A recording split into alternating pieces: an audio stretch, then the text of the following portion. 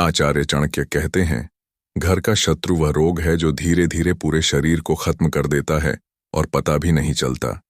जब तक होश आता है तब तक बहुत देर हो चुकी होती है। इसलिए अगर आज आपके जीवन में ऐसा कोई है जो हर दिन आपको तोड़ रहा है, अपमानित कर रहा है, आपके आत्मविश्वास को निगल रहा है, तो वीडियो अभी एक लाइक करके लास्ट तक देखें। क्या आपने कभी गौर किया कि सबसे गहरा धोखा बाहर से नहीं बल्कि अपने ही घर की चौखट से आता है? बाहरी शत्रु की मंशा स्पष्ट होती है, उसका इरादा खुला किताब सा पढ़ा जा सकता है, मगर घर का शत्रु वह तो मासूम चेहरा ओढ़े अपनापन जताकर हमारी जड़ों को चुपके चुपके खोखला करता है। वह हमारे साथ हंसता है, बातें करता है, खाने की मेज साझा करता है, पर उसके मन में जहर का सांप पल रहा होता है। आचार्य चाणक्य ने ठीक ही कहा था, जब दुश्मन अपने ही घर का हो तो युद्ध तलवारों से नहीं सूझबूझ और नीतियों से जीता जाता है। यह शत्रु कोई और नहीं बल्कि रिश्तेदार, दोस्त या कभी कभी तो भाई बहन, यहां तक कि माता पिता के वेश में भी हो सकता है। वह हमारी कमजोरियों को हथियार बनाता है, हमारे भरोसे को चाकू की तरह तेज करता है, हमारी चुप्पी को वह डर समझता है, हमारी सहनशीलता को कमजोरी मानता है और हमारी भलमनसाहत को हार। चाणक्य की नीति सिखाती है कि असली ताकत उस चुप्पी में छिपी है जो सोच समझकर सधे हुए इरादों के साथ अपनाई जाए।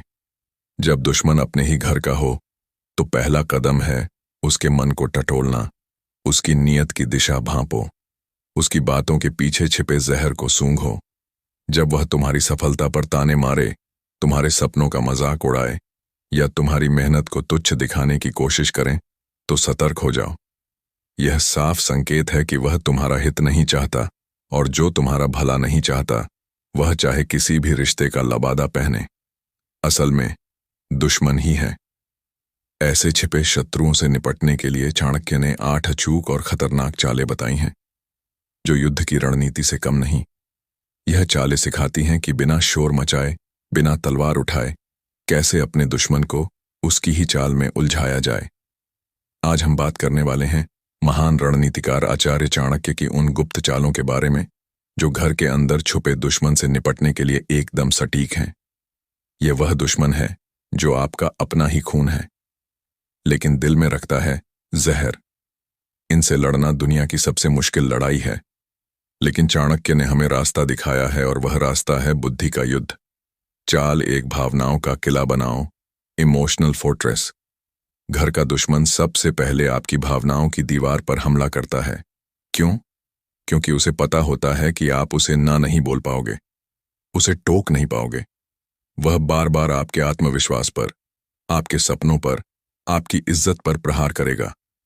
उसका लक्ष्य होता है आपको मानसिक रूप से तोड़ना। लेकिन चाणक्य का सूत्र क्या है? यदि तुम्हारी भावनाएं स्थिर हैं तो संसार की कोई भी ताकत तुम्हें हिला नहीं सकती। इसे कैसे करें?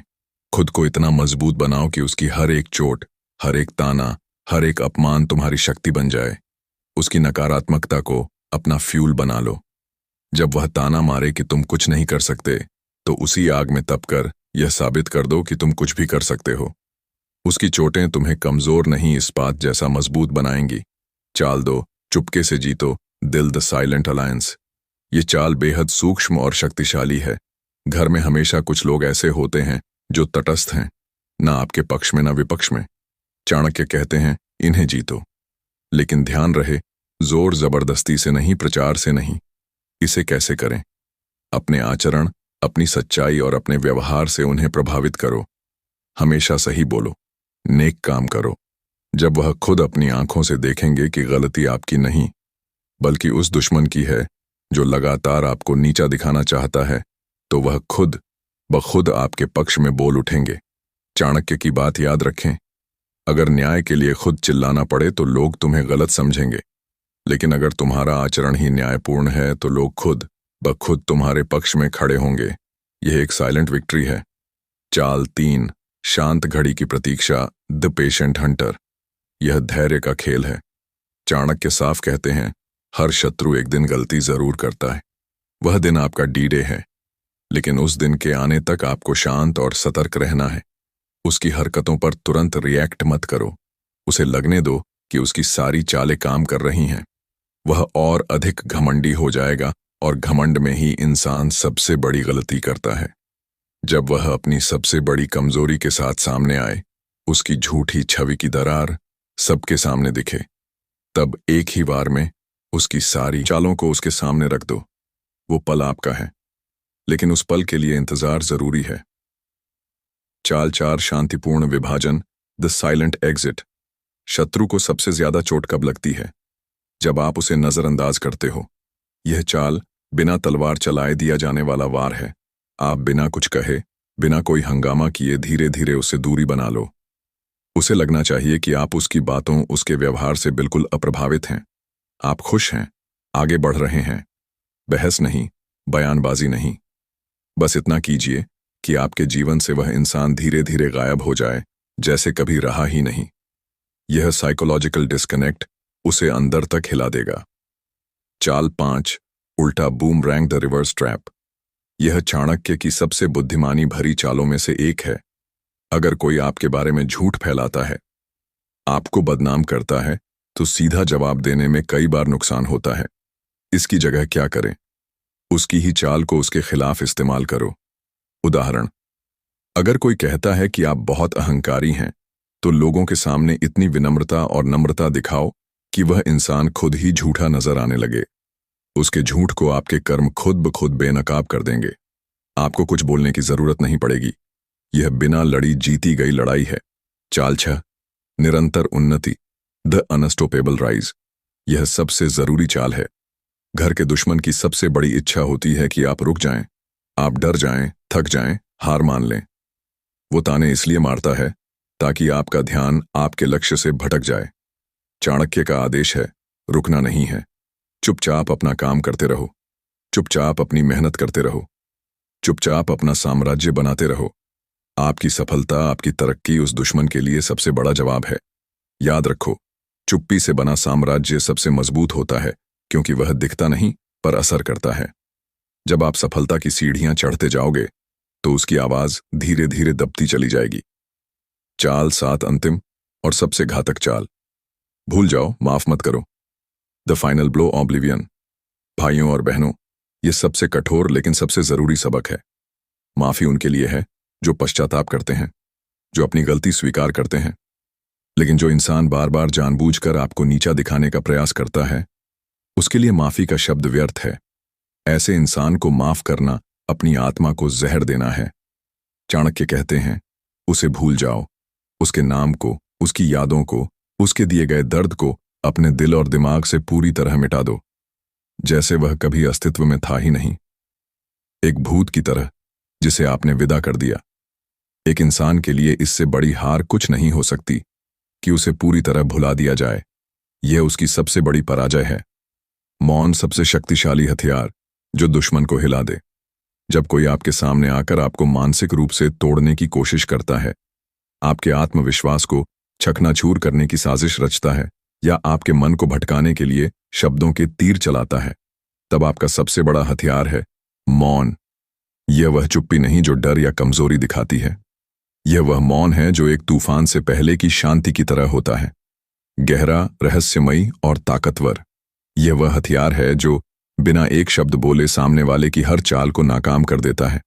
मौन की ताकत मौन सिर्फ चुप रहना नहीं है, यह एक कला है, एक रणनीति है जो आपको मानसिक रूप से एक बनाती है।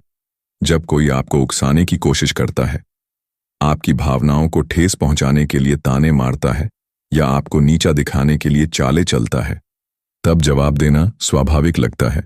आपका मन कहता है, कुछ तो बोलो, अपनी बात रखो, लेकिन रुकिए। यहीं पर असली खेल शुरू होता है। जवाब देकर आप सामने वाले को वह मौका देते हैं जो वह चाहता है, आपकी ऊर्जा को खींचना, आपको अपनी चाल में फंसाना।